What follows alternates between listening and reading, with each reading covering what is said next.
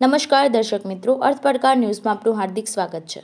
સાંતરપુર તાલુકાના ગોખાતર ગામડીના લોકો દ્વારા ભારતીય જનતા પાર્ટીના ઉમેદવાર ભરતસિંહ ડાભીને સમર્થન જાહેર કરવામાં આવ્યું।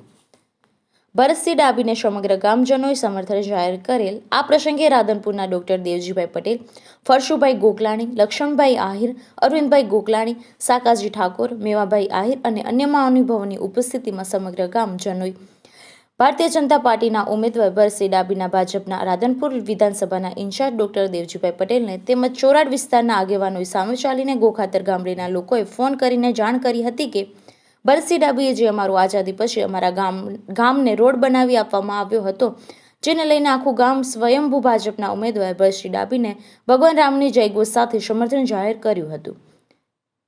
રિપોર્ટર વસંત કડિયા, પાટણ। ગોખાતર ગામડી ગામે આજે જ્યારે અમારા કાર્યકર્તાઓ ચૂંટણી પ્રચારમાં ગોખાતર ગામડી ગામમાં આવ્યા ત્યારે આ ગામના લોકો છે ભારતીય સંસ્કૃતિ સારી રીતે જાણે છે। પગમાં કોઈને કાંટો વાગ્યો હોય અને કાઢ્યો હોય તો એનો પણ ઉપકાર આપણા ભારત દેશના લોકો ભૂલતા નથી।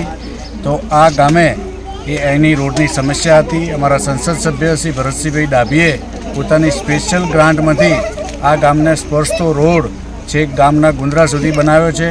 તો આ ગામ લોકોએ અમારા કાર્યકર્તાઓને બોલાવીને કીધું કે અમારા સમગ્ર ગામ એ ભારતીય જનતા પાર્ટી સાથે છે, મોદી સાહેબ સાથે છે, ભરતસિંહ ડાભી સાથે છે।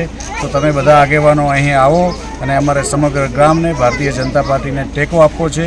તો આજે બધા જ ભારતીય જનતા પાર્ટીના અમારા આગેવાનો ફરશુભાઈ ગોકલાણી, લક્ષ્મણબા, અરવિંદભાઈ, મેવાભાઈ, સાકાજી ઠાકોર, આ તમામ આગેવાનોની વચ્ચે ગામના આગેવાનો, તમામ માતાઓ, બહેનો, વડીલો, યુવાનો બધાએ ભેળા થઈને બધાની હાજરીમાં અમને ભારતીય જનતા પાર્ટીને ટેકો આપ્યો છે અને બધાએ જય શ્રી રામના નારા સાથે ગામનું તમામ વોટિંગ એ એક તરફી ભારતીય જનતા પાર્ટીને, કમળને, મોદી સાહેબને આપીને મોદી સાહેબને વડાપ્રધાન બનાવવાની નેમ લીધી છે।